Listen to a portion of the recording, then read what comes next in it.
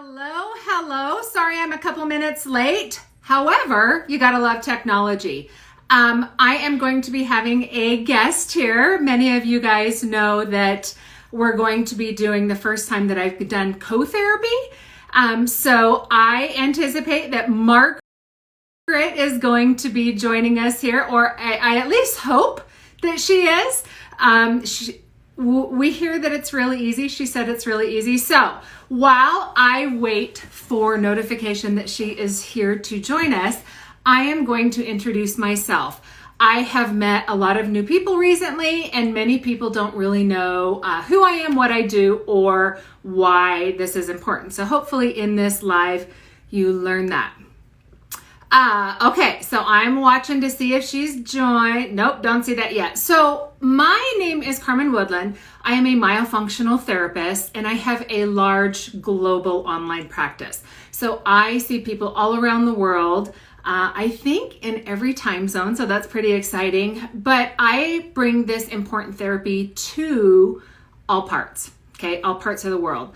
To people who otherwise wouldn't get it. So that is really why we're here. Okay, so I see that Margaret has joined. Now I got to see how she joins me. We'll find out here in a second. I love when I'm trying to figure things out for the first time.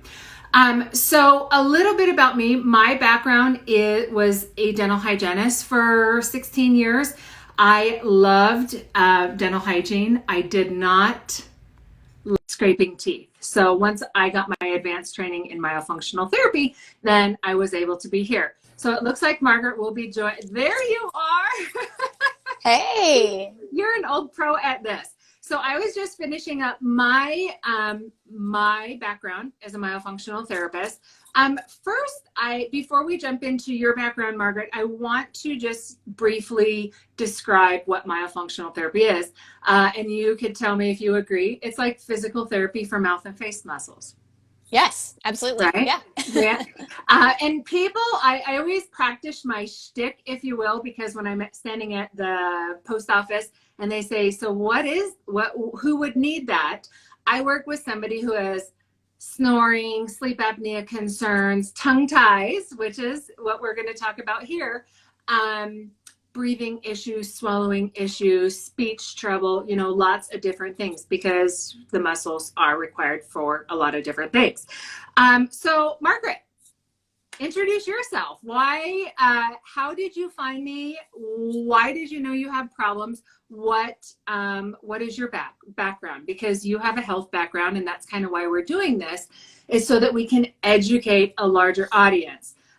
Margaret's had lots of people reach out to her and have questions, hence they end up with me. And so that's why we're talking about this. So take it away, Margaret. Yes. And let me know if I freeze or something while I'm doing this. My internet has been weird just a minute ago. Anyway, so I'm Margaret Berry. I am a certified personal trainer, a functional nutritional therapy practitioner, and a T-TAP trainer. And I specialize in helping women with exercise and nutritional components to their life, as well as lymphatic focused exercise and focusing on fascia as well. And of course, with fascia is very connected with tongue ties and all of that. So I actually knew that I had tongue tie because my daughter had one. And I realized that if she had one, then I probably had one as well. And I went and got an assessment, and he was like, sure enough, you do. And then I actually found Carmen on a Facebook group, because there's lots of Facebook groups for tongue ties. And I found Carmen on one of those. And I reached out to her and was like, hey, I'm interested. I know that therapy is important, because it's like, why would you, for example, if you broke your leg, why would you, coming out of the therapy for that, if you break your leg and it's in a cast and you're coming out of that, you wouldn't just skip the physical therapy component. Likewise, you wouldn't do that with having your tongue, having surgery on your tongue. You wouldn't want to, skip the process of learning how to use your tongue. So I knew that it was going to be very important for that. And that's really when I reached out and was like, hey, I need some help. And I love the aspect that you do this virtually, because that's important for me with where I am in life. So, but yeah. Yeah. Okay, perfect. So you knew that you had a tie because, or you suspected that you had a tie because your child had a tie. And that's really how so many people end up in my lap is they get to middle age and they go, something's wrong. My kids had her tie, and so here I am. It's familial, so 50-50 chance. So we're going to actually be doing a session of therapy for anybody who's curious. Also for Margaret. So Margaret is in a program where we don't work one-on-one like this all the time. We meet to check on everything, but I don't get to teach her and laugh at her or giggle at her as she's trying to do this. So this will be fun. This will be fun. Yes. So she has no idea what she's going to be doing. All she knows is that she had to bring a chopstick and a squirt bottle to this party. Okay. But first, she knows we're live. Okay. So I always have to joke that obviously patient confidentiality just goes out the window when we jump on Instagram Live to do a session of therapy. But so far, well, before I say that, let me tell you this. At the very end, we're going to give you a discount code for an exam. That's always the first step, and we're going to talk about kind of what the process has been for Margaret so far. But if you find that we're talking about this and we're speaking to you, then you probably will want to do an exam. So stay tuned for that, because we'll make sure that we give it, and then we'll put it on both of our social medias after the fact. So the process so far, Margaret, we met on a free assessment, right? Yes, we did. And then that was our first one. Okay, yeah. Yes. So, and that's really how I love to do it. People email me all the time and say, okay, where do I start? I like to meet with you on a complimentary assessment, 30 minutes, so that we can talk about what your concerns are, what your goals for therapy are, to make sure that we're a good personality match, because I'm huge on that. We have to be able to we can't be oil and water. And so I work in the world of wellness just like you do. So I don't want to, I can't want it more than somebody else wants it for themselves. So we started with that. We moved on to a comprehensive exam. And then at that point of the exam, Margaret had sent pictures. She had sent videos, chewing, drinking, all of that stuff so that we could dig deeper. It's important, you guys, to diagnose a tie. It is not diagnosed by appearance. So if you go to the doctor and they say, hey, stick your tongue out, and you do it and they say you're fine, or it only matters if you have a speech impediment or you can't lick an ice cream cone. False, right, Margaret? Oh yes, big time. So exactly. So we do not diagnose ties based on appearance. We diagnose ties based on function. So that was another thing that Margaret had to go through. In addition to sending all the information to me, she had to, I put her through a battery of tests so I could identify what her oral function looked like, okay? And then, so far, she has done 5 sessions of therapy. So this is actually number 6 out of 12. We did 2 sessions of pre-procedure therapy, which is 2 months before her release. So those of you who are listening to this and you have a tongue tie, don't do it tomorrow. Don't do it next week. Don't do it next month. 2 months. That's the important thing. It's important for the success, whether your doctor or any professional tells you that. It's important for the success. It's really disheartening when I have to tell people we're back at square one and they have to start over. So we don't want to do that. So we did 2 before. Then we did 1 post-procedure. I've got this crazy hair that's driving me crazy. We did 2 before, 1 post-procedure, which is really just focused on healing and keeping the wound healing as it should. Some people get stitches, some people don't. The method doesn't matter. What matters is the brain behind the tool. Okay. Yes. And Margaret went to somebody who she already knew was going to be an excellent provider because of her kiddo. Yes, so exactly. He did both of my kids, so I knew that he was good. Yeah. Yeah. And that's super important. Okay. So, and so then once we're done with the post-procedure therapy, which I do within 48 hours, then we start the rehabilitation process. So that's learning all of these things. So lucky Margaret is now on to learning about the swallow. Yes. Anybody who has a tongue tie does not swallow properly because you had to learn how to do it around that physical barrier. So regardless of how perfect you think it is, it's not. It can't be, because you might be compensating well for it, but it just isn't working properly, because when the tongue is tied down, the back of the tongue cannot be working properly.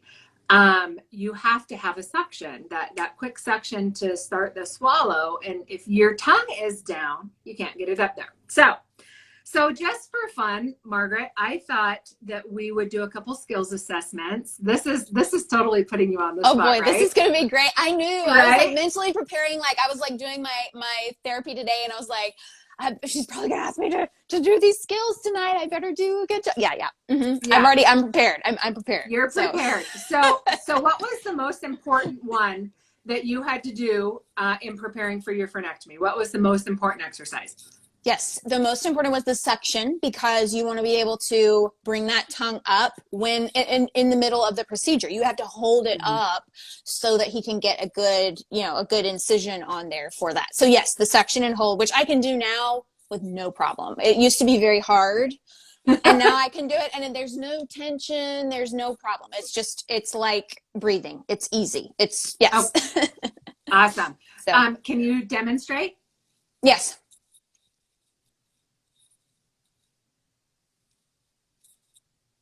Good. You see how it's curling a little bit on the edges. I've been working on it. Because it used to be.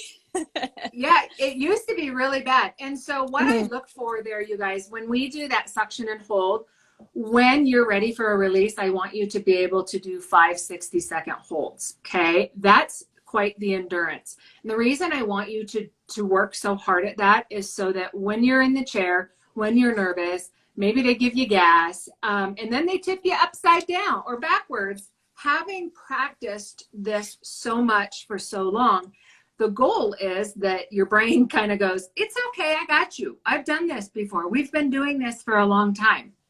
Mm-hmm. So the important thing with that suction is that we want the suction inside and no bingo wings, as I call it. So, so that is what, or occlusal spillage. That's what Margaret has been working on so far, and she'll continue working on that. I just don't assign it anymore. Can you show perfect bowl? These are like party tricks. We're showing all the things that you can do now. And since last time, I've gotten better at not having to do it with a taco tongue first. So let me try. Let me try it with taco tongue first. It's better. It's better. Let me do it with. Yeah. It's getting better. It's so with perfect bowl, you guys, I always tell my clients that that you've got it mastered when it looks like mine. Mm-hmm. So she's on her way. I didn't have a tongue tie. Remember that, you guys. I cheat because I didn't have a tongue tie. I had all the other impairment in the world, but I didn't have a tongue tie. And so we're taking those muscles and we're flipping them up and bringing the tip of the tongue back. Okay, what about tongue extension? Okay. You see how it wiggles? I thought you were doing that on purpose. No, it's the muscle shaking. Like everybody thinks their tongue is strong. Everyone's like, oh, my tongue's really strong. And then you start doing some of this and you're like, that's hard. That's like CrossFit for my tongue. Yeah, exactly. Yeah. So the thing with tongue extension, you guys, is everybody who has a tongue tie wants to stick their tongue out. But it's too weak. And so the problem is, and perhaps you're doing this right now, you're trying to stick the tongue out and it's doing one of two things. It's dropping down. And that's like if you put a dumbbell in, 100-pound dumbbell in your hand, you stuck it way out here, you're going to be struggling. Okay. So that's why you have compensation elsewhere, but you're going to be struggling. So it drops down, or somebody says we're all over here sticking our tongues out. Welcome to my world. Yes. My tongue is never in my mouth. So it's either going to go down, or often with a lot of my clients, I call it the ski. So it's curling at the end because your body is like helping, it's lifting. My comparison as an adult woman who lifts things that are too heavy with my back. And you know, when you want to get something right up on the counter and it's too heavy, so you just go ahead and crank it anyhow. That's exactly what's happening when somebody's lifting their tongue and it's curling. So Margaret has been working hard to get it elevated and out. But you can't just have a release and think that it's just going to be like, boop, because that's not going to be the case. Now, the last thing I'm going to have you demonstrate, Margaret, is skinny tongue, which is really for you very similar to what your tongue extension looks like. Oh, looks like she might be frozen. So, when we'll wait to see if she's come. There she is. She's back again. Okay, I'm back. Skinny. You're skinny back. tongue. I can do it. I heard you. Okay. Yes. Yes, I'll do it. Okay.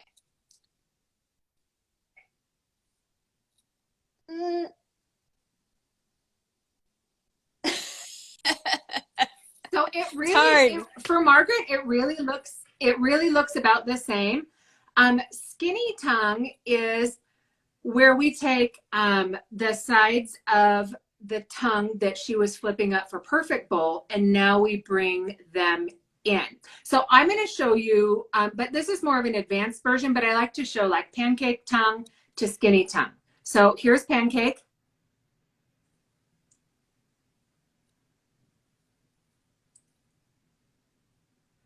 Really, for me, skinny tongue and tongue extension are the same. Tongue extension is just an extended skinny tongue, but it requires strength. And just like Margaret is showing you, takes a lot of muscles to take that quiver out of there. So, yes, for sure. Okay, and people always say, Carmen, your tongue looks amazing. I'm like, I do this for years, hours and hours a day. So that's way more than anybody's assignment is. Okay, so now let's jump into the teaching. Okay, hopefully you froze, but you're back. Hopefully this is not going to be too challenging since you haven't gotten to do it yet. Okay, so that's all right. I'm prepared. You're prepared. So we started the swallowing series a couple sessions ago. So Margaret and I chose to do this live to see what therapy is like, because people are always curious. She has no idea what she's going to learn. It's the next step in the swallowing sequence. They're building blocks. So some therapists, and it's valid to a point when they say, you know, everybody's a cookie cutter, everybody's going to have different needs and challenges.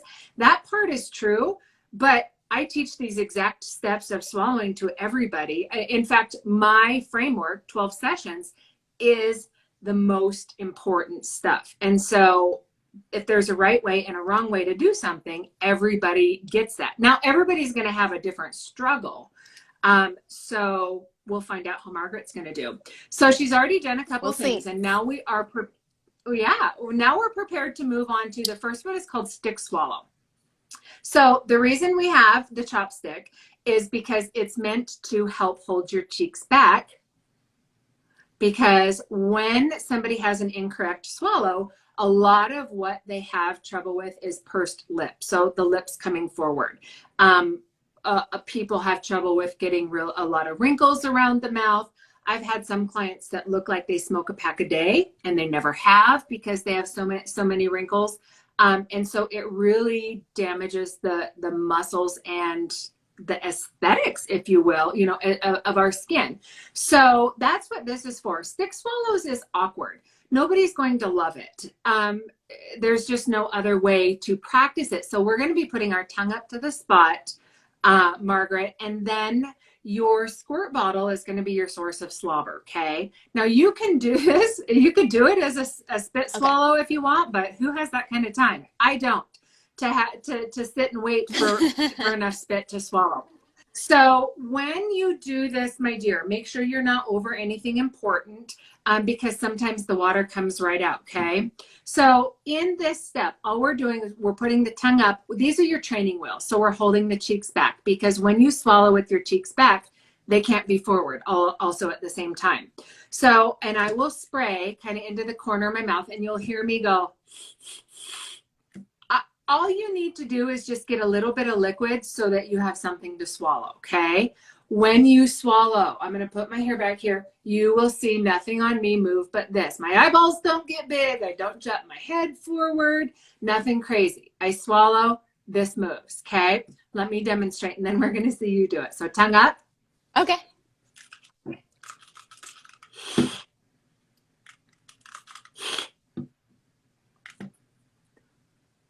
That's simple. You don't know I'm swallowing. I don't look like I'm struggling. So your turn, my friend. Okay. So this is just supposed to hold back the lips. Is there supposed to be any tension there? Or is it just supposed to?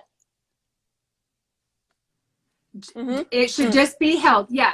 Yeah. You're just holding it. And then make sure tongue is up on the spot. Okay. Now go for it. It's hard, huh? I tried. Hold on. It is so hard. Okay, let me try again.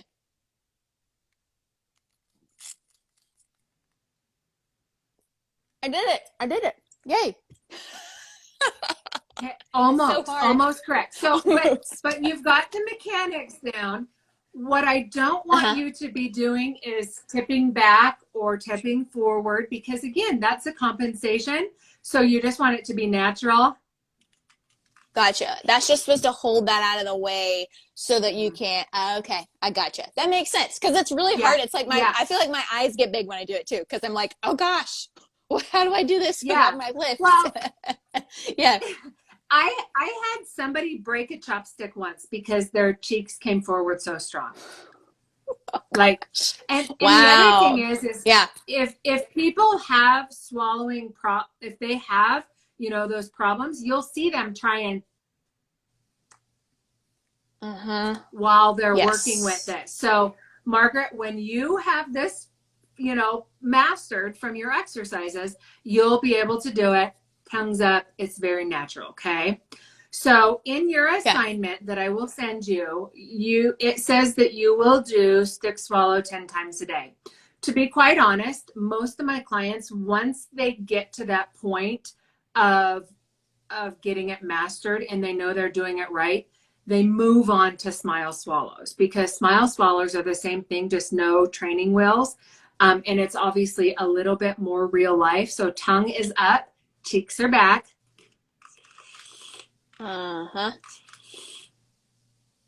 See? Okay. So now you try. Yeah, it's a progression. Because I feel like this is also, because I feel like, you want me to try that now then?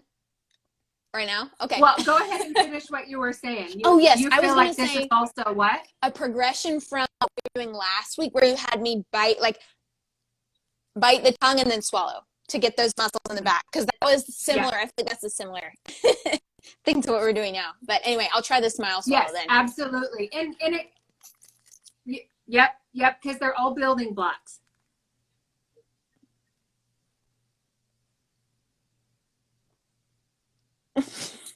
My lip came in because it's like, I want to do it. Almost, not quite. I'm going to try it again. So it's okay. Smile. Try it again. Put it. Okay. Yeah. Okay. I think I did it. Maybe. That's hard. That's hard. I did it. I felt it come down. Just make. Yep. Just make sure that you're watching your chin, because it looks like, so whenever most people have trouble swallow, they want to tip their head back. And really, you tip your head back and that takes away the safety mechanism of choking. So you don't want to do that. And we want to fix things. Okay. I'm going to jump on just because you're freezing just a little bit. So I want to make sure that we get these taught. So the next is going to be tongue points, okay? Tongue points you have been working up to this point because you did tongue extension, you did skinny tongue. So now tongue points are as simple as it sounds, okay? Side to side. But the important thing that I talk about with tongue points is I want your mouth big open like a pie, okay?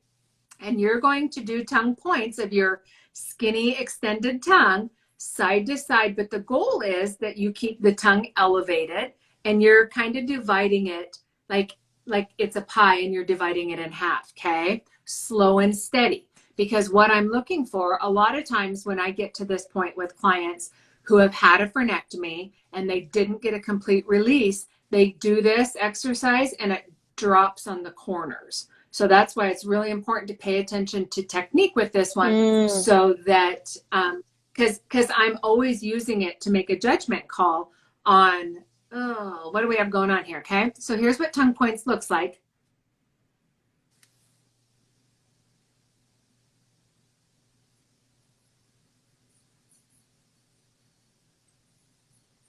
My phone keeps trying to go to sleep. Okay, so I'm going nice and slow, nice and slow. Your turn.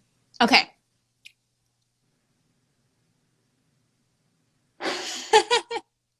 See it, ski it, doing the ski? Yeah. Just trying to like pull up. Let me try it again.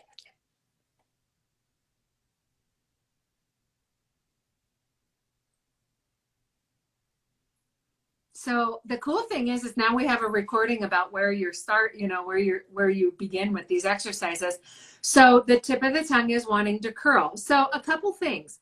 When I have clients who realize, you know, because you do a lot of stuff in the hand mirror, when you realize, snap, my tongue is curling, don't throw the baby out with the bathwater, okay? Don't just start over. I want you to be like, hey, brain, level it out, level it out. Because if you just start over, you just start the same thing over. But if you pause a hot minute and think, okay, what do I have to correct? That gives your brain the chance to help. Oh, I got to bring this down. Okay, now I'm back where I need to be. Now, yeah, that makes sense. Like brain, by like telling it, because I feel like I will mentally like touch it on the top to be like, go down. It's not supposed to curl. So would you recommend me not extending it as far then if it's okay? That's what I figured. I need to just not extend it. and just bring it back in. You're talking just like a millimeter, you know, so bring it in. And I always say, if you're extending and it starts to go down, it starts to go up, you start to use your plateaus, you know, everything here.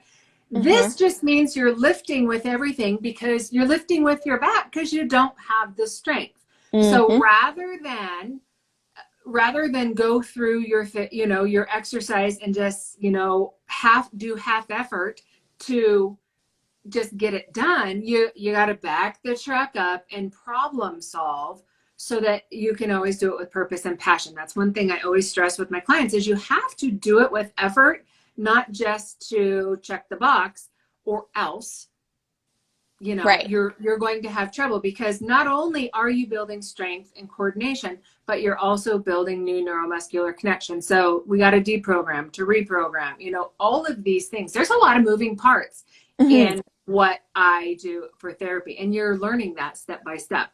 Oh yeah, it's definitely a lot. It's so much more, you know. A lot of people just think that it's, you know, tongue thrust or tongue tie therapy, and there's so many different pieces of the puzzle. Okay, so like I told you previously, your whole assignment will get emailed to you, because you've got a couple others other than these. But we wanted to demonstrate, okay, what this building block of the swallow looks like. In a few weeks, what day do I have it written down on? On June 9th. We're live again, and we're going to be working on a different portion of the swallow. But, so to wrap it up, this, Margaret, you've already been working on 2 elastic hold. And so, so 2 elastic hold, for those of you who are watching, 2 elastic hold is just a habit training exercise. We start at 1 elastic, we go to 2 elastic, sometimes we do 3 elastic. But 2 elastic hold really starts to bring the middle of the tongue in contact with the roof of the mouth, because correct tongue posture is supposed to be the whole tongue, tip to tail, in the roof of the mouth, not just the tip, not the middle with the tip down, all of it. So Margaret has already been working on 2 elastic hold. I just wanted to give a quick demonstration, and then Margaret, you can tell me kind of what you've noticed so far with doing it. So two Yes. elastic hold. In her kit, or all of my clients' kits, they have elastics. So we place two elastics. Right The there. first one is what helps They look guide. like that. Yep, yep. Yep, The I've first got one them. helps guide where the tip of the tongue's going to go, up to the spot. Then the second one is meant to start bringing the middle of the tongue up. And you just started that last time, right, Margaret? Yes, this was new as of 2 weeks ago. The double. Okay. Yep.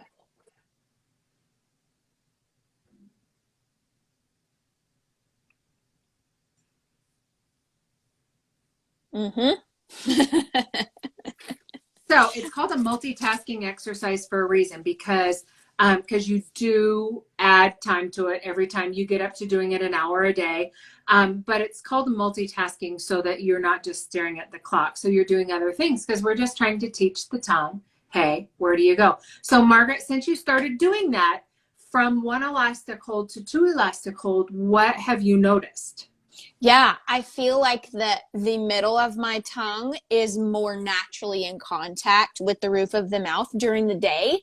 And it strengthened my overall proprioception of where my tongue is in space when I'm not thinking about it. I'll just be like, oh, my tongue is actually in the right place and I'm not having to think about it. And also it's so relaxing. Like putting that, like we were driving in the car today and I did it for, 30 minutes. I was a passenger in the car and I was just like, I feel, it makes me feel so calm because it's really relaxing. Well, and some of that is because of the tongue being in the right spot. So when the tip of the tongue is on the spot, right behind the top front teeth where it belongs, that stimulates the vagus nerve. And the vagus nerve is responsible for regulation of breathing, digestion, anxiety, depression. So even myself, when I feel like I just am on edge or anxious, the first thing I do is spot rub.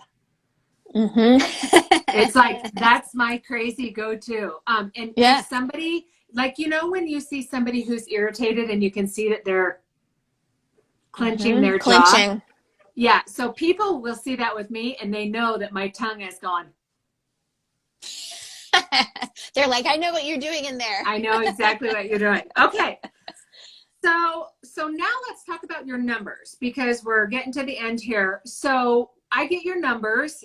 They're just baselines all the way through therapy. And so when we started, I wrote down what your numbers were. So I take readings or estimates, you guys. We're not amputating limbs here, or we're not giving away body parts.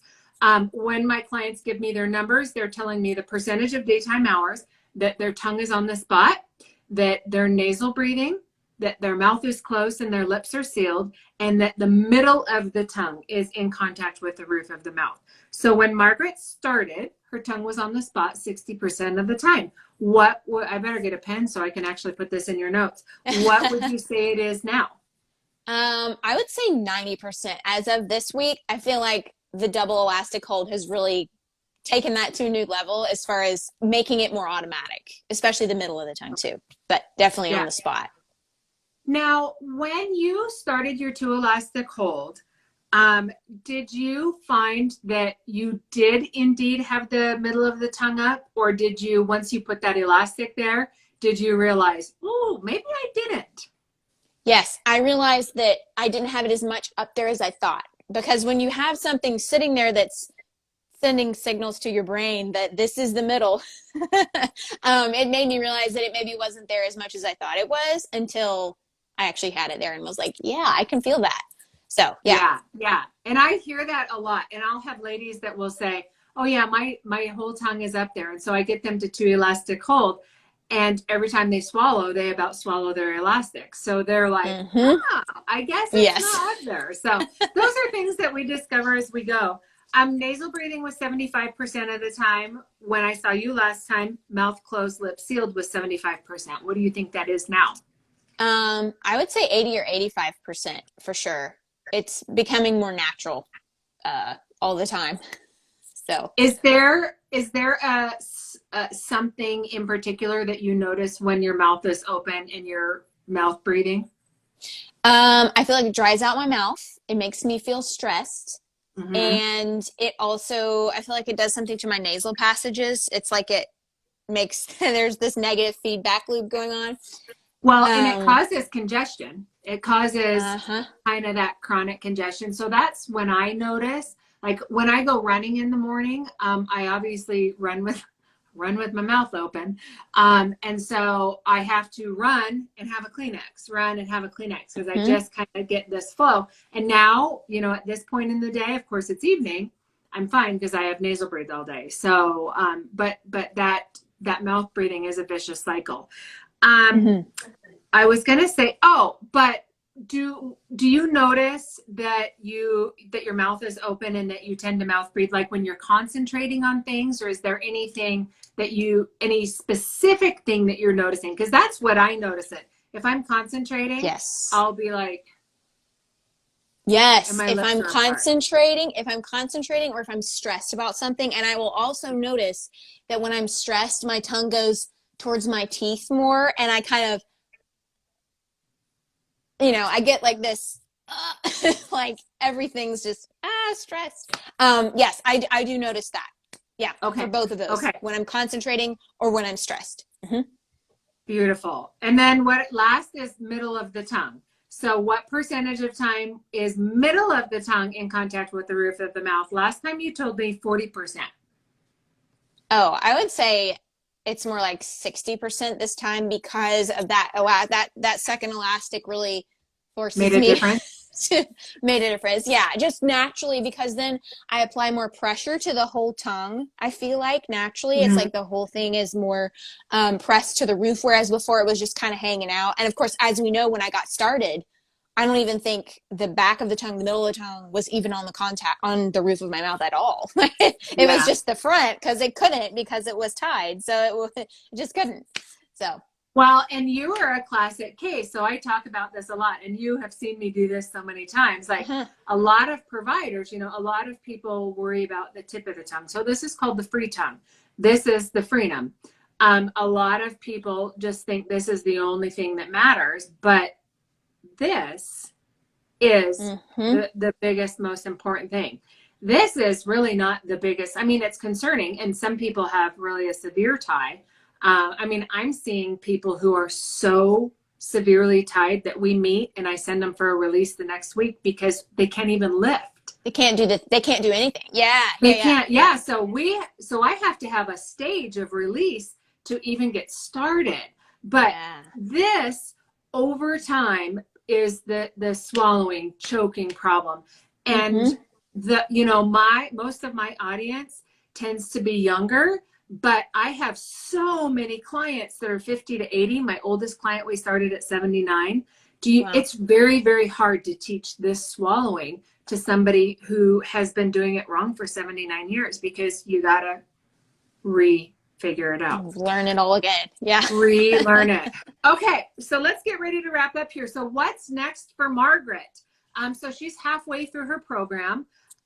So she's got 6 more sessions before she really has the tools to say that she knows the correct swallow. Will she be done? Nope.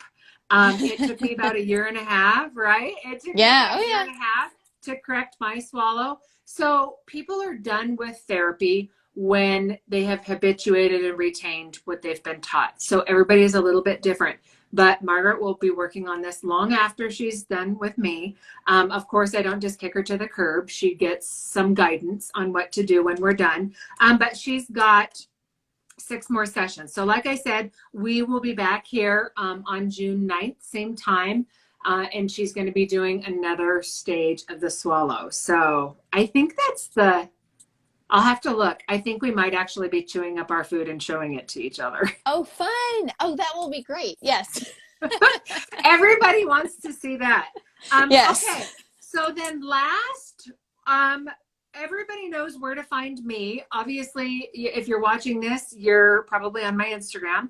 My website, all of that stuff is there. My biggest thing, you guys, is education. I spend thousands of hours educating. So if you have questions, reach out to me. I was going to tell you that bonus code for exam is Margaret 99. So we'll make sure that that's on here. somewhere where you can find it. But that's her name, Margaret, and then 99. So that gives you a $99 exam. Normally it's $175. When we do that exam, you send me pictures, you send me videos, we talk in depth. I'm Jenna Lynn. I'm glad that you're here. I knew you were trying to find our time frame. We dive deeper. If you have questions, if you're a complex case, if you're wondering about ortho, if you're wondering about all of these things, start with your myofunctional assessment, okay? Because I help you get that plan of attack. Margaret, you were pretty simple because we didn't have to do anything else, right? You did cranial sacral, you did your release, you did therapy. Yes. Yep. It was pretty simple. Yep. As far as that goes. That's kind of what I went there, and then I worked with you alongside that, and then did the release, and now we're still working. And something interesting that I think people, just for them to know, is that everyone always thinks, oh, the therapy is just like, oh, the first few weeks after you get it released. It's like, no, it's a long term, like you have to relearn it. People assume that it's just the first few weeks after you get it done, not even thinking that you need to do it before, during, and after. Like I'm almost halfway through. I'm not even done yet with the therapy to learn how to use my new tongue. So yeah, well, and that's what I tell people is, because they'll say, so what's the most important phase? Is it the preparing? Is it the healing? Is it afterwards? And I say it's really 3 distinct phases. We start preparing for the release. That has to go right. I have very strict standards. I have clients that go to some of the best providers in the country, and they have to be ready. They have to be ready. I can't have somebody travel 5 states to see somebody and then they get sent home. Or I can't have somebody from another country to come see Dr. Zoggy and then not be ready. Like that's just not going to fly. So it is important, but afterwards, if you don't do something with your newfound freedom or the muscles, and Margaret, you're learning this, it's weak. These are muscles these aren't your quads. They're not your hamstrings. You have to do the work. Okay. Yeah. Okay. So we've talked about all of this stuff. Margaret, where can people find you? Because you talked about all the hats that you wear, T-Tap, which I'm fascinated. I've been creeping on you. You know that, right? Yes, you mentioned, yes. You had, the other day I saw one of your courses. I've just been creeping because I'm like, man, I want to do this. I just want to do it when I have time so that I can do it right. But in physical training, but the other thing, the functional nutritional therapy. Yes. Functional nutritional therapy. What does that look like for my people? So in my world of wellness, I obviously am working on things related to sleep, breathing, tongue tie, all of that kind of stuff. But the bottom line is most of my clients feel like a bag of dog poop. They feel terrible. They don't have motivation to work out. They don't have motivation to eat right. It's just a vicious cycle. They're not sleeping. So where do you come into that world for these people who have me or already know me or have already worked with me, but they're looking for something else? What is working with you do? Because I'm curious. That's mostly a selfish question.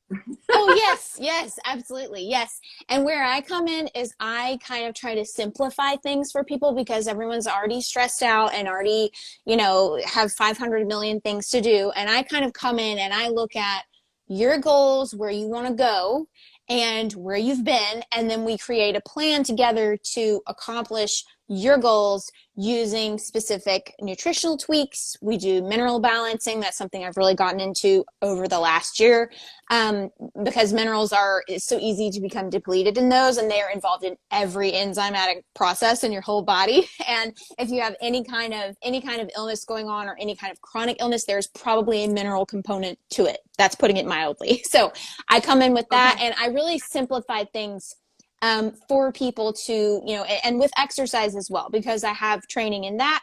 So I try to do both the nutritional wing and the exercise component so that people can have a solid plan of attack going forward so that they can help them get where they want to go and simplify it because, it's the nutrition world is so overwhelming. and so is the fitness world as well. So I kind of try to take my information and knowledge that I know and apply it to where people want to go with their goals. Okay, perfect. Well, and that's why, you know, and going back to why we were doing this. So Margaret and I are both wellness minded, healthy minded people.